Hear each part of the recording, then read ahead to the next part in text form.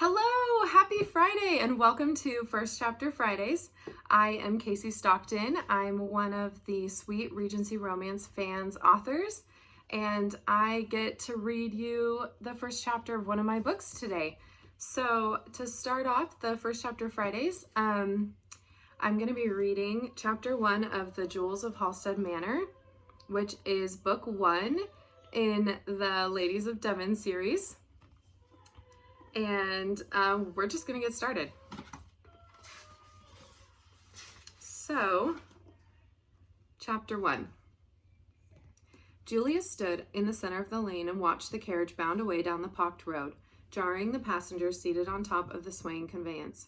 She had only just been among those who couldn't afford passage inside the stagecoach, and cringed watching Mr. Bradley, the older gentleman she'd sat beside earlier, clutching his seat to remain upright in the careening vehicle. Cold autumn air rushed into her lungs as Mr. Bradley nearly toppled off the roof. She squeezed her hands together as if maintaining a rigid posture would keep the elderly gentleman atop the carriage, and waited for what felt like ages. Mr. Bradley righted himself, lifting one hand in a tentative wave, and she eagerly responded, trying and failing to ignore the pity she could detect in his kind old eyes. The conveyance turned out of view, and Julia spun in a full circle, slowly taking in the vast expanse of empty land that seemed to continue in every direction without end. The sun brushed the edge of the sky, already dipping along the horizon. Looming darkness nipped at her heels, and she picked up the rope Ames had tied to her trunk. Gripping her valise over her shoulder, she pivoted away from the declining sun and walked in the opposite direction. According to the stage driver, this road would end at Halstead Manor. The long, empty lane looked daunting, and Julia's stomach complained as she began her trek, or rather, continued the rather long and tedious journey that had begun eight months prior, when her father took his final breath on Africa's soil, or any soil for that matter. It was not entirely possible to take a breath anywhere when one was dead. Julia moved as briskly as her trunk would allow and tried not to watch the distance for buildings, gates, or obvious signs that she was nearing her uncle's home. That would only make the walk longer. Uncle Robert, the elusive Uncle Robert. How had she come to be in a position where the only person she could turn to was the man who was single-handedly responsible for keeping her own father from his childhood home? She swallowed the apprehension that bubbled up into her throat and shook her head. Uncle Robert had written to her. She had proof. He had invited her to come.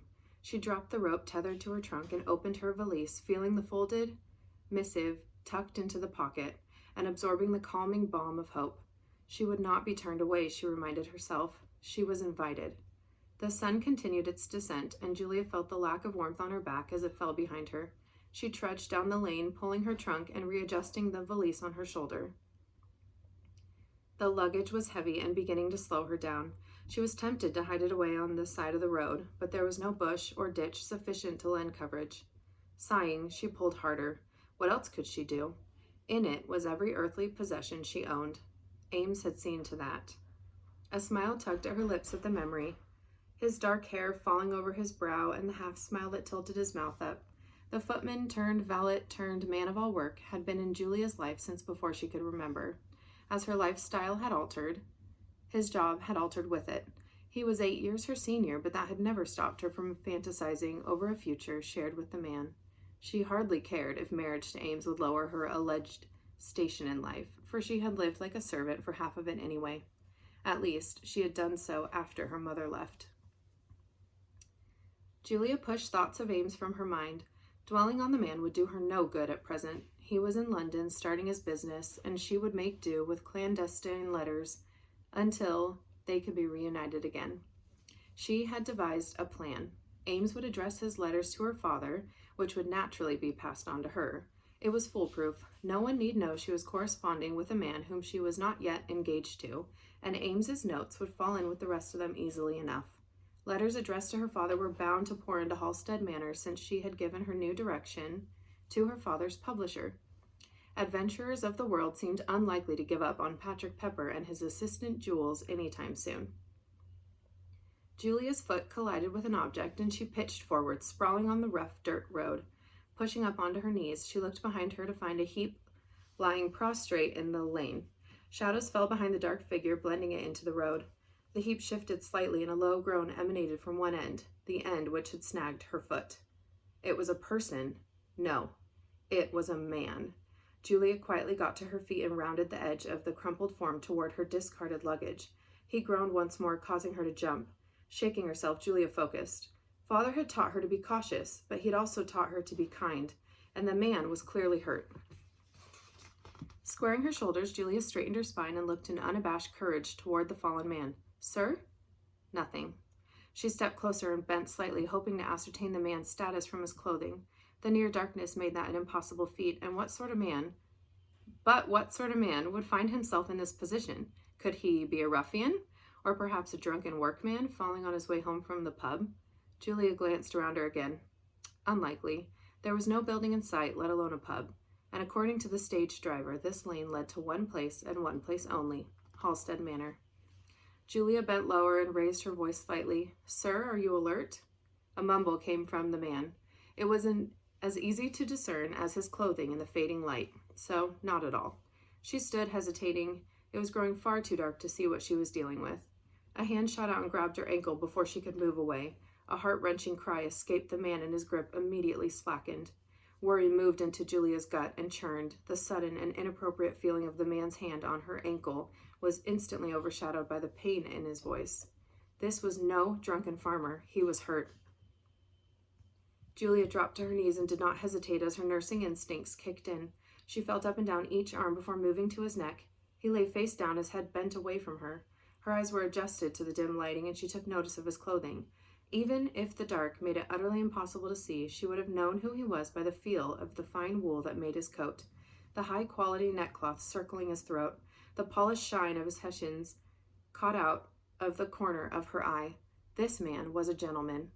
His neck and head fully examined, Julia moved lower, feeling along his broad shoulders.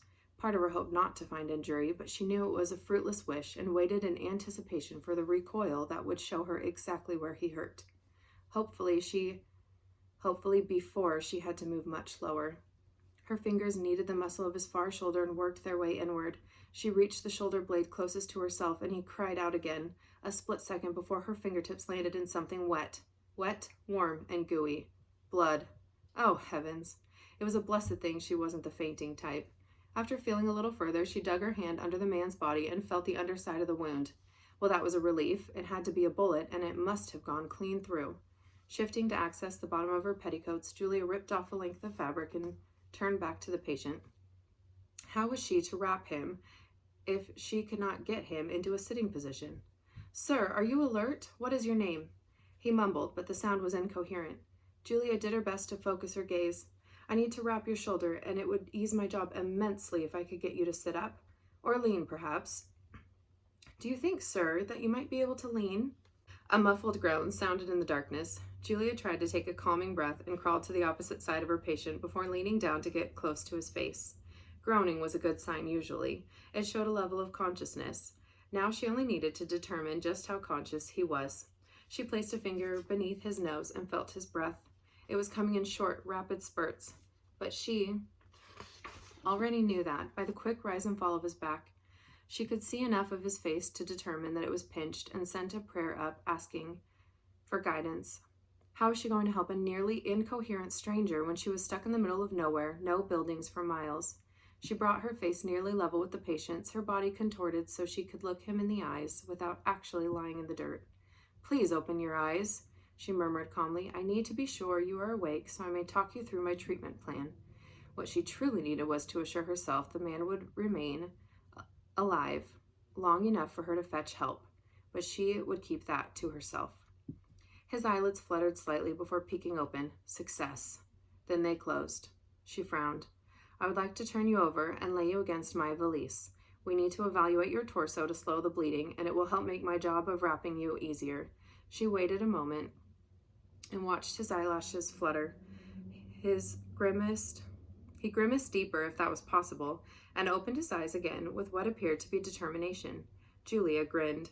That was a welcome trait for a man in his position. She retrieved her bag in haste, returning to his side.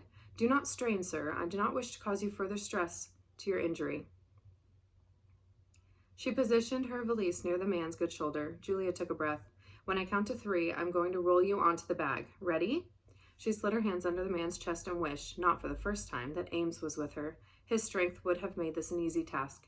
Harnessing the power from the inner confidence that this was a necessary action to save the man's life, and the simple truth that she had no other option than to attempt it alone, Julia took a sustaining breath. 1, 2, 3. She grunted on the last count and heaved with every bit of strength her body possessed. To her astonishment, he rolled easily. Whether by sheer will or the unlikely possibility that he may have helped, the injured man was turned over and propped up on her valise, making his shoulder accessible and elevated. Perfect. Splendid, Julia said cheerfully as she clapped her hands together and sat back on her heels. Now don't you go anywhere. I'm going to fetch my sewing shears, and then we will have this coat off of you in a jiffy. He grunted, seemingly in response, and she moved to her trunk to retrieve her scissors. Father often said her excessive talking was a virtue and not a failing, but she sometimes wondered if it would be better for her mouth to remain closed. This man seemed somewhat lucid. Just how lucid she could not determine. If she could do anything to distract him from her poking and prodding, it was worth trying. I suppose I ought to introduce myself, given this extraordinary circumstance. I am Julia, she sighed. I wish I knew your name. That would make our situation less awkward. Do you not agree? Perhaps I should give you one. She slid the scissors between the man's neck and her valise, using her fingers to guide them, and began carefully snipping the coat away. She was used to assisting the doctor in the dim light of a ship's cabin as it rolled upon the waves, but even then she'd had at least one candle to light the room. Just a nickname, of course, she continued, then wrinkled her brow.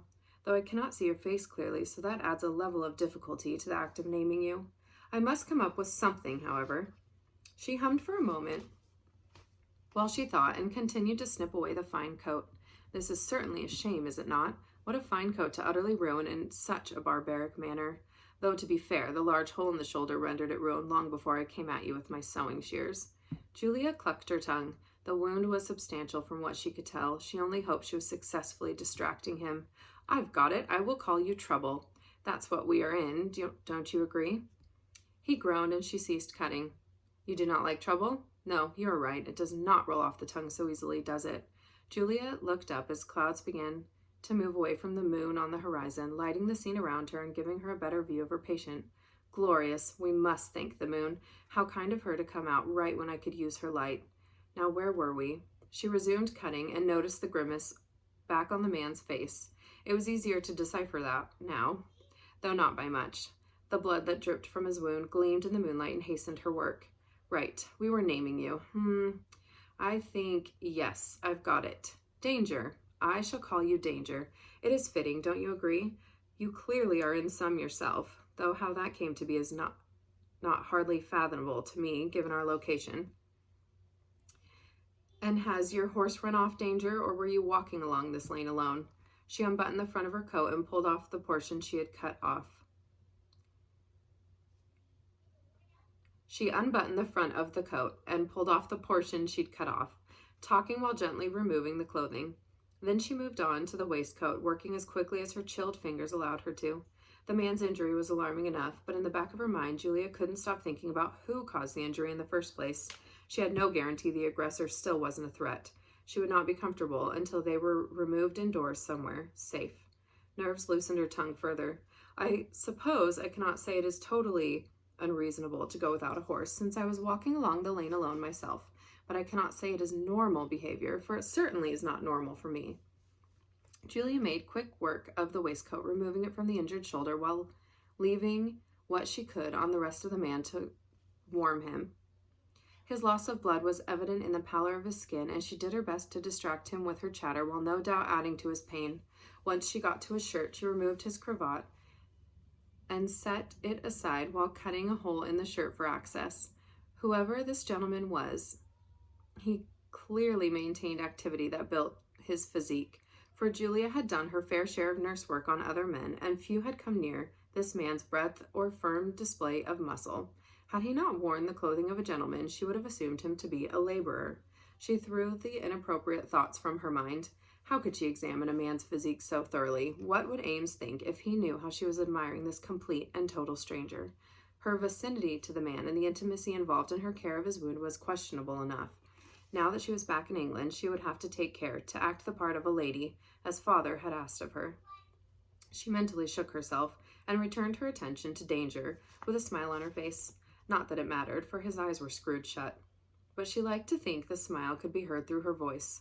I do wish I had some laudanum to give you. It would put you to sleep, though, and then I would be forced to talk to myself.